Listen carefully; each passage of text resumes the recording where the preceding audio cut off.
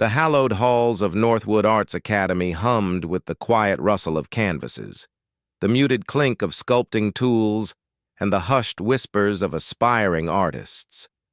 But for Lena Vance, a 16-year-old new student, the world within these prestigious walls unfolded in a symphony of touch, sound, and an almost preternatural intuition.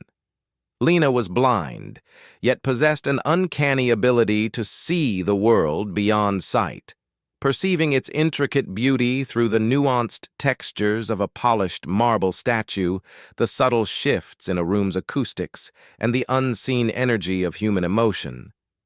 She found a deep, unspoken passion for art, particularly sculpture, finding form and beauty in the tactile, in the invisible nuances of creation. Attending on a partial scholarship, Lena felt the quiet, immense weight of proving herself, not just to the academy, but to a world that often equated vision with understanding. Her daily navigation was a meticulous dance. Her white cane tapped a rhythmic cadence against the polished floors, guiding her through the bustling corridors. Her slender fingers, perpetually discerning, would subtly trace the rough grain of a wooden door frame or the cool smoothness of a ceramic tile, building a detailed mental map of her surroundings. Her head would often be cocked slightly, a silent antennae absorbing ambient sounds, the distant murmur of conversation, the faint scraping of a chair, the soft sigh of a breeze through an open window, each sound a brushstroke on the canvas of her perception. Socially, she often found herself isolated. During breaks, while sighted peers gathered in boisterous clusters, Lena would sit alone in a quiet corner of the studio, her eyes closed, her hands instinctively kneading a lump of clay, sketching intricate ethereal forms that seemed to exist only in her mind. Her peers, accustomed to art being a purely visual medium, often misunderstood her quiet intensity, her unique way of creating. Yet, she had a deep, almost spiritual connection to the natural world.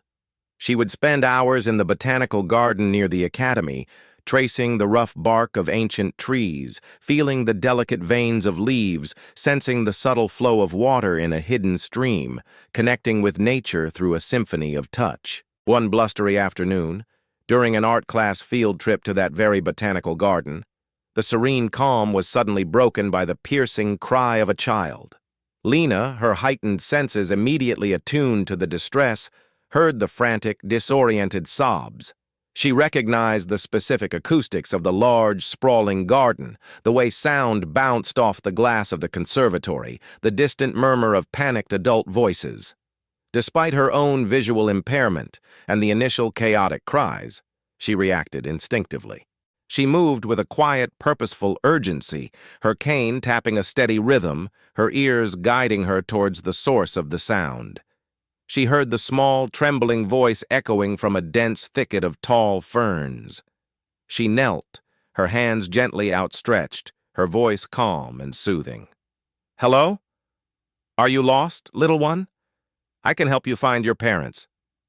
The child, a tiny boy, whimpered, clinging to her hand. Lena used her heightened sense of sound and touch, guiding the disoriented child patiently through the labyrinthine paths of the garden, past the frantic voices of searching adults, until she calmly led him back to his frantic, tearful parents. The parents, overwhelmed with relief, tried to thank her profusely, but Lena, with a quiet humility, simply slipped away before praise could be given, disappearing back into the quiet dignity of her own world, her empathy and remarkable intuitive skills unseen by most. Subtle threads of mystery were woven into Lena's quiet existence. She possessed an extraordinary, almost uncanny talent for modeling clay.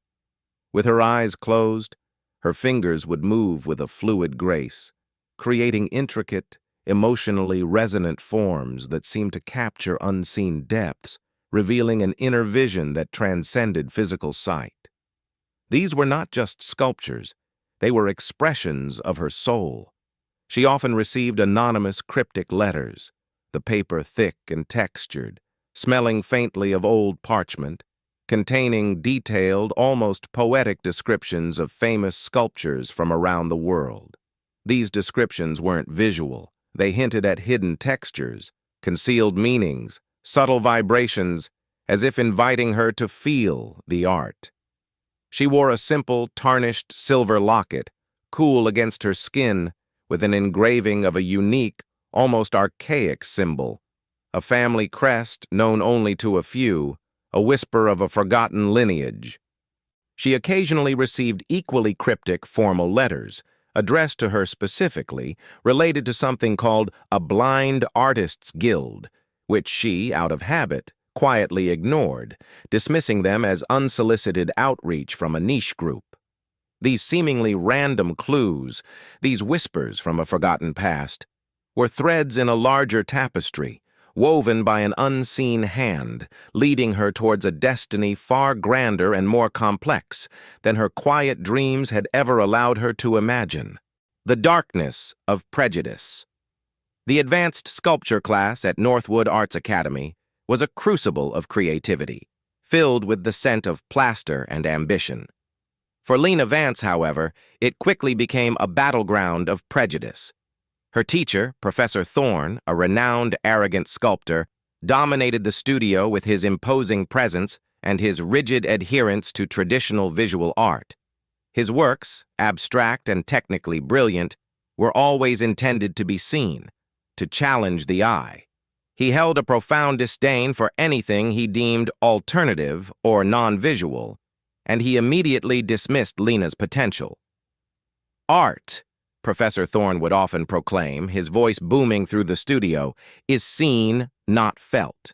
It is a dialogue between light and form, color and perspective. Your condition, Miss Vance, inherently limits your capacity for true artistic expression. You simply lack the vision. He considered her a nuisance, a token diversity student admitted on a whim, an unwelcome disruption to his pure visual world. Professor Thorne's constant public belittlement began to chip away at Lena's quiet confidence. He made no effort to adapt his curriculum for her, stubbornly focusing on visual perception, color theory, and drawing techniques that were utterly inaccessible to her. He would critique her tactile forms with a sneer. "Where is the light, Miss Vance? Where is the interplay of shadow?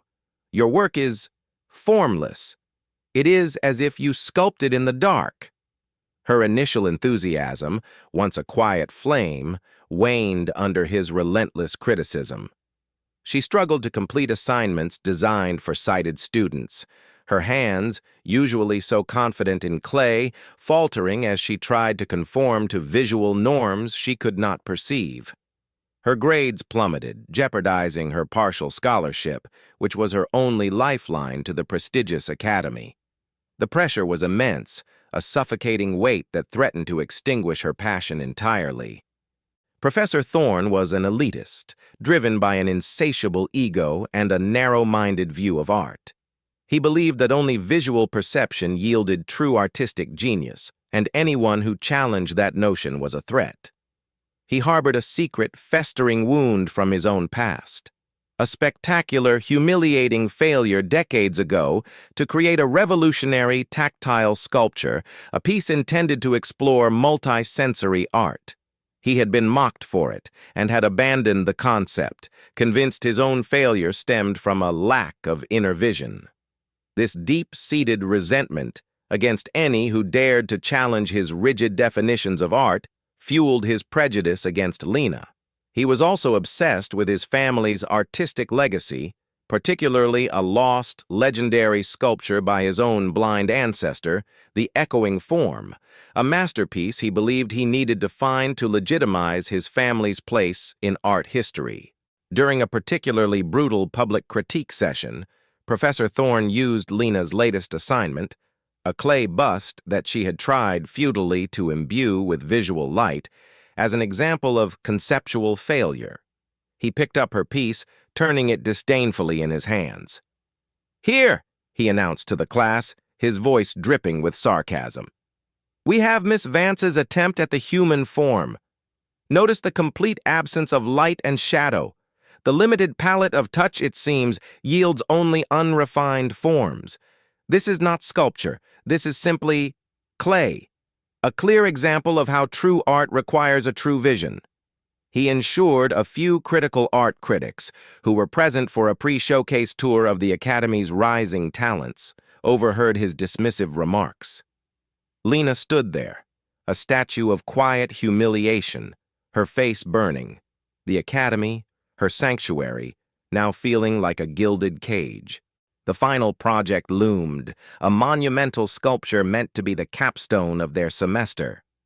Professor Thorne, with a chillingly deliberate cruelty, gave Lena an impossible task, designed to make her fail spectacularly and publicly confirm his prejudice, to create a sculpture of light. It was a challenge inherently visual, a cruel taunt to her blindness. Lena grappled with the profound injustice, the bitter irony. Her scholarship, her future, her very dream of becoming an artist, all depended on this one impossible assignment. Yet this insurmountable challenge, this act of blatant discrimination, awakened a dormant defiance within her. A fierce desire, not just to prove him wrong, but to prove that art transcended sight, that true vision came from within, regardless of perceived limitations. This was her last chance, her only hope. The battle was set, and there was no turning back. The touch of genius. The vast, chaotic art studio at Northwood Arts Academy buzzed with the frenetic energy of students racing against the clock for their final projects. The air, thick with the scent of clay, paint, and nervous ambition, was a cacophony of scraping tools and murmured critiques. Professor Thorne, a stern, imposing figure, patrolled the aisles like a hawk, his sharp eyes missing no flaw, his cutting remarks often leaving a sting. Lena, tucked away in her usual quiet corner, labored over her sculpture of light. The task, a cruel taunt to her blindness, weighed heavily on her. Her initial attempts to create visually appealing, light-reflecting shapes for the professor were a frustrating exercise in futility. Her fingers, usually so confident and intuitive in clay, faltered, struggling to translate abstract concepts of light and shadow into tangible form. Her pieces were, as Thorne had predictably declared, formless, lacking the visual interplay he demanded. Despair, cold and insidious, began to creep in. In a moment of profound frustration, Lena slammed her hands down on her workbench, a quiet exhalation escaping her lips. She closed her eyes, not in resignation, but in a deliberate act of defiance against Thorne's sighted world. She would abandon his visual constraints entirely. She let her heightened senses take over, allowing her fingers to guide her, creating a sculpture that was purely tactile, designed to be experienced through touch, not seen. She molded the clay, manipulating not just form, but textures, rough against smooth, cool against subtly warm, and even incorporating tiny, almost imperceptible internal chambers designed to create subtle vibrations when touched, a symphony for the fingertips. Her concept was bold, a sculpture that created the illusion of light through variations in texture and temperature, a true visual experience born from tactile art. As she worked, lost in the rhythmic dance of her hands, her fingers brushed against a piece of old, forgotten clay near the edge of her workbench. It was different, denser, with a unique, almost crystalline texture. Unbeknownst to Lena, this was a discarded prototype from one of Thorne's own past failed projects, a specialized high-density clay he had experimented with years ago in his own futile attempt at creating a tactile sculpture. He had believed he was the only one who possessed its unique composition. Lena instinctively incorporated the clay into her own piece, weaving its distinctive texture into the emerging form, unknowingly infusing her work with a piece of her antagonist's past. The professor's assistant, Alex, a sympathetic and perceptive young artist who genuinely admired Lena's quiet dedication, observed her intense focus from a distance. He had seen her struggles, the frustration. Now, he saw a profound shift, an almost spiritual quality in her work as she sculpted with closed eyes, her movements fluid and utterly confident. He sensed a profound artistic vision far beyond conventional sight, recognizing the unconventional method, and was deeply impressed. Professor Thorne, ever vigilant for an opportunity to assert his dominance, eventually approached Lena's workbench, a sneer already forming on his lips. He expected to find utter failure, a confirmation of his prejudices. He ran his hands over the tactile sculpture, his brow furrowing in confusion. The piece was undeniably unique, its intricate textures and subtle forms unlike anything he had seen. But then, as his fingers traced the new, subtly incorporated clay, a flicker of uneasy recognition crossed his face. He knew that texture. He recognized the unique composition of the discarded prototype he believed only he knew about, a material he had abandoned in his own ignominious failure years ago. A cold dread began to settle in his stomach. He quickly dismissed the unsettling familiarity, unwilling to acknowledge the obvious. He snatched his hand away, his voice loud and dismissive, designed to drown out any burgeoning doubt. "Miss Vance," he boomed, his voice dripping with condescension, "this is not a sculpture of light. It is utterly lacking visual appeal, formless, shapeless. It is a clear failure to meet the assignment's criteria. Your limited palette of touch, it seems, yields only unrefined forms. True art, as I have repeatedly explained, is for the eyes. This is merely clay manipulated by feel, nothing more." He ensured a few critical art critics who were present for a pre-showcase tour of the Academy's rising talents overheard his dismissive remarks, confident that his judgment would seal Lena's fate.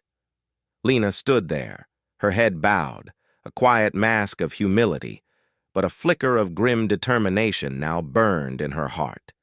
She knew what she had created, and it was more than he could ever see. The Canvas of Shadows.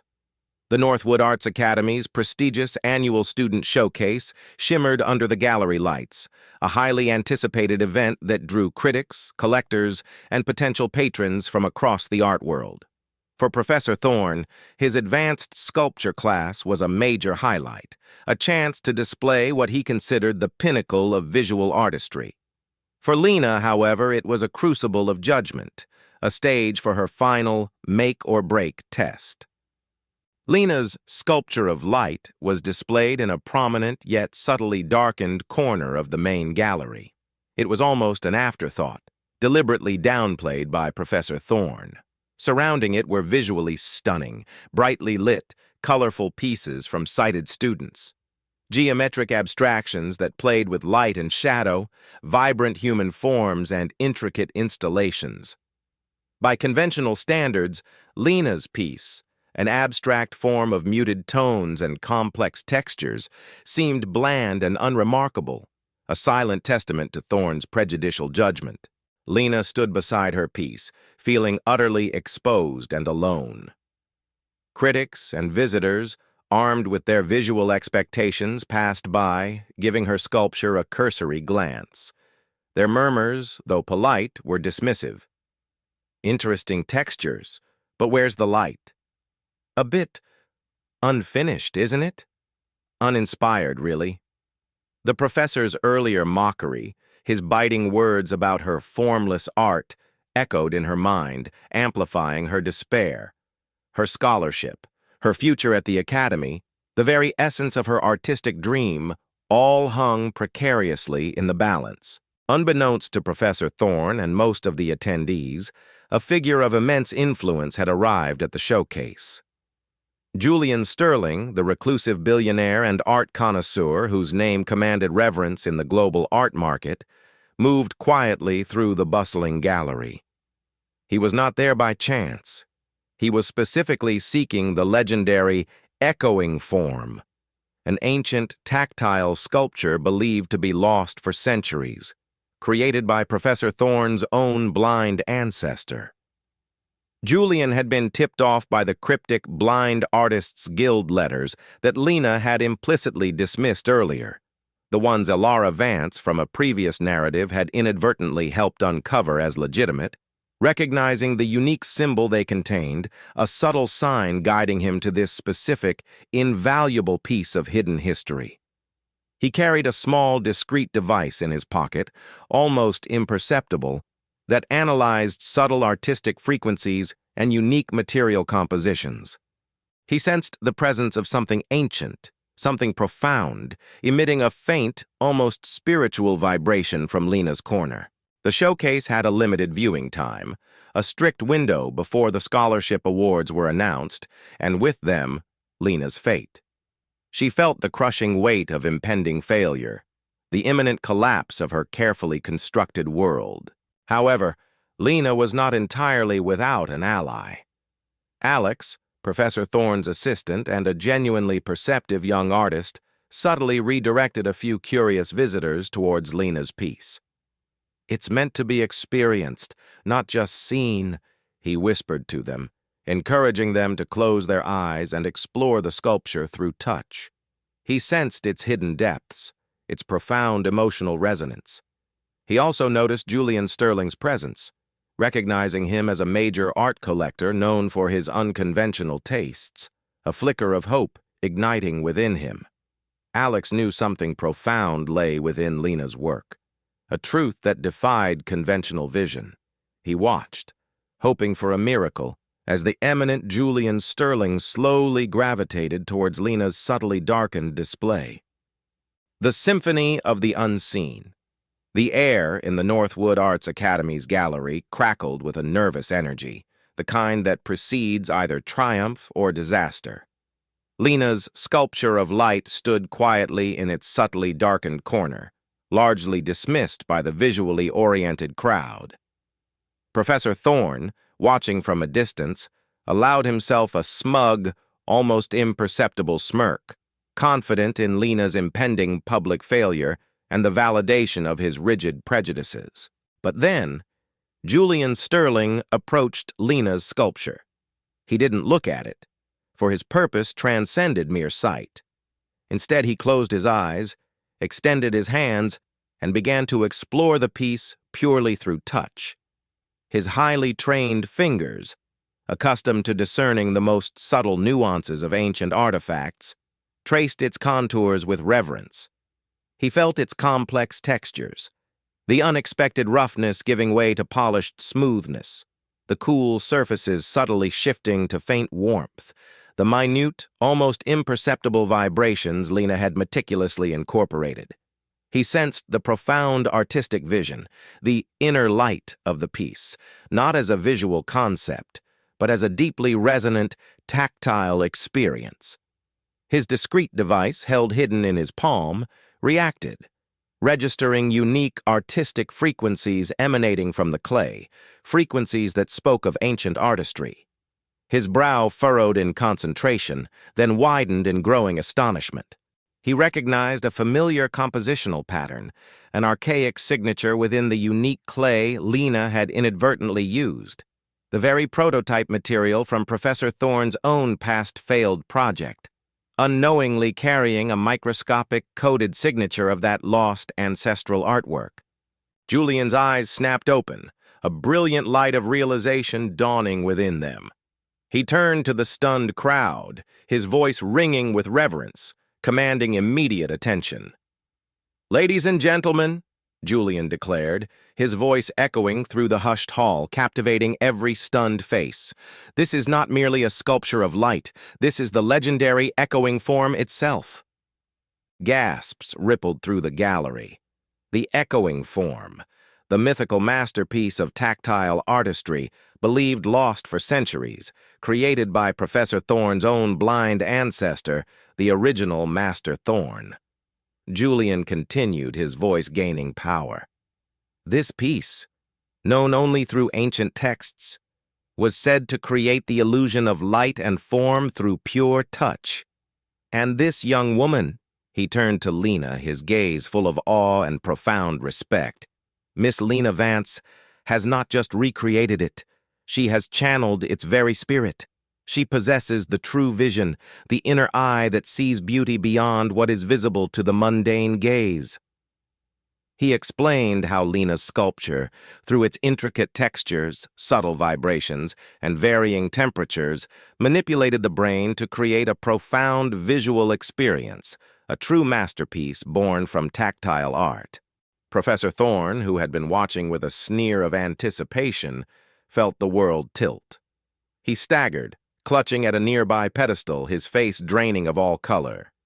He recognized the echoing form, the legendary work he had spent his life trying to find, mocking the very idea that it could be created by touch. The revelation slammed into him with brutal force. His own ancestor, the original Master Thorne, was blind. And Lena's lack of vision, which he had so cruelly mocked, was, in fact, a conduit to the highest, most profound form of his own family's legacy.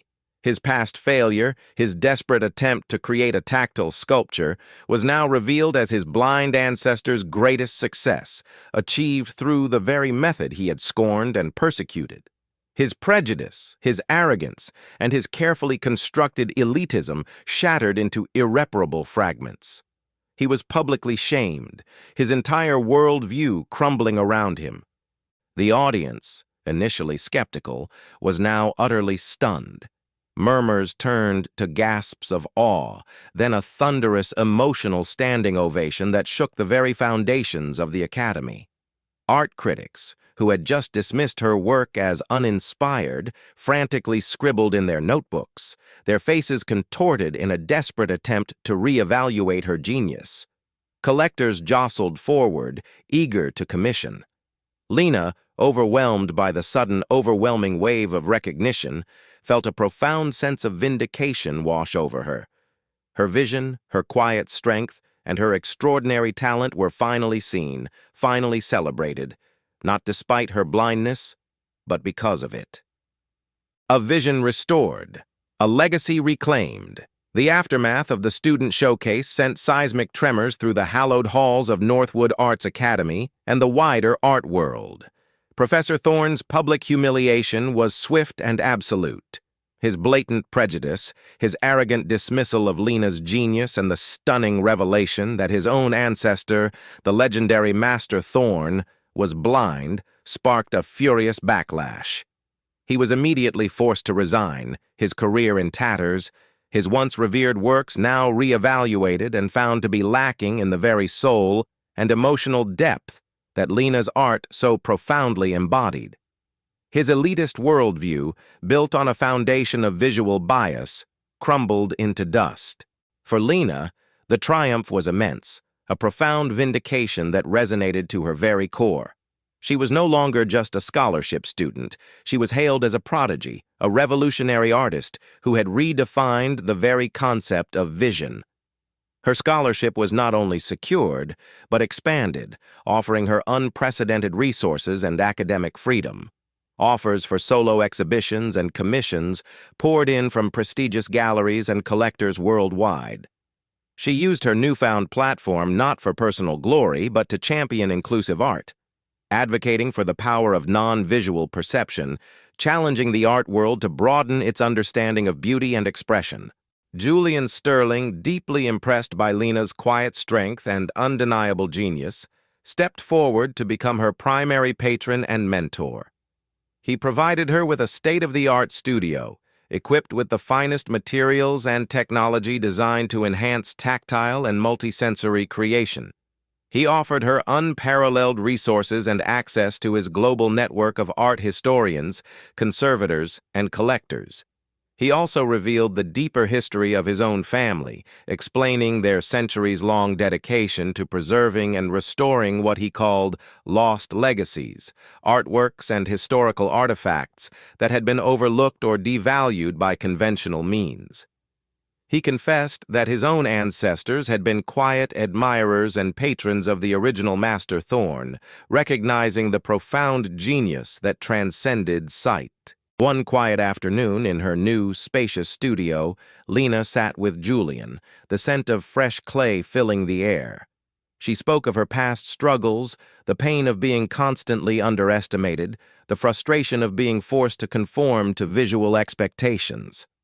"I always felt like I was sculpting in the dark," she admitted, a faint smile on her lips, "trying to create something they could see, but it never truly felt like mine." Julian listened intently.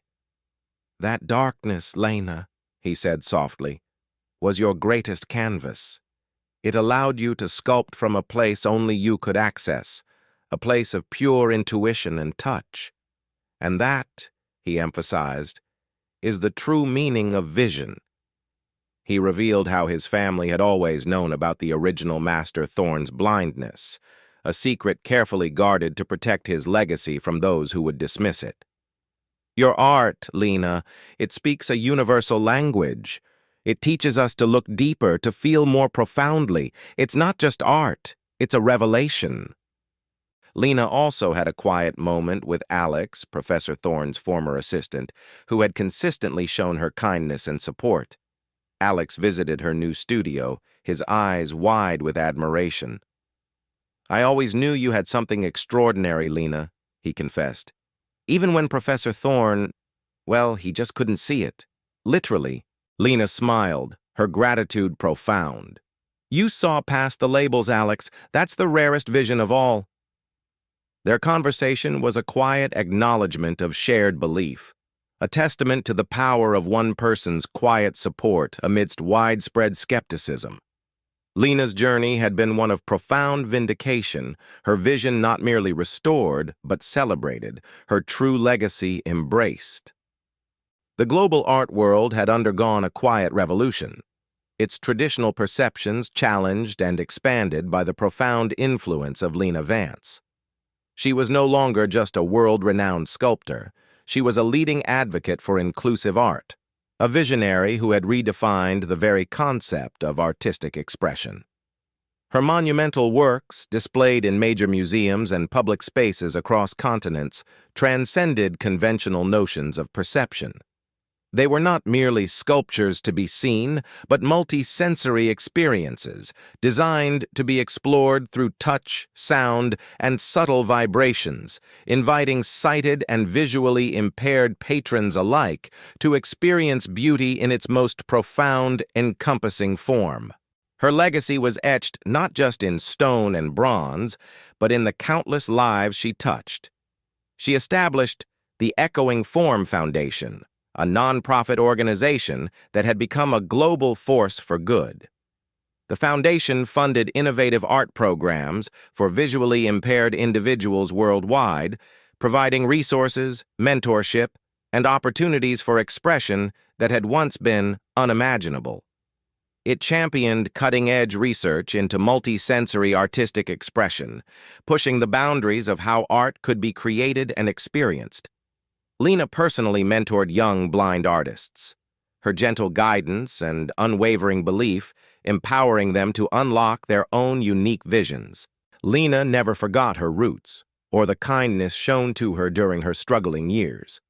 She ensured that the children's art therapy program, from her Save the Cat moment, which had first nurtured her selfless spirit, was fully funded and expanded, reaching more underprivileged children than ever before. She often collaborated with Mrs. Henderson, the program's dedicated director, on new initiatives, their shared passion for art as a tool for healing and resilience forming a deep bond. Occasionally, she would make anonymous donations to struggling art schools, ensuring that no raw talent, no unique artistic perspective was ever overlooked or dismissed due to perceived limitations. The story ends on a bright, bustling afternoon in a sunlit public plaza. Lena stood, her form serene, her hands gently tracing the contours of a new, monumental sculpture.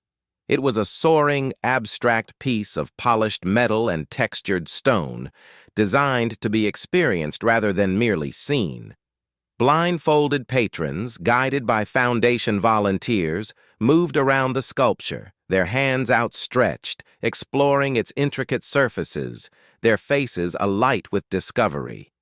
The sculpture, designed to embody Lena's inner vision, subtly projected a faint, ethereal light from within its core, a beacon that pulsed with soft, rhythmic vibrations, creating a truly multi-sensory spectacle.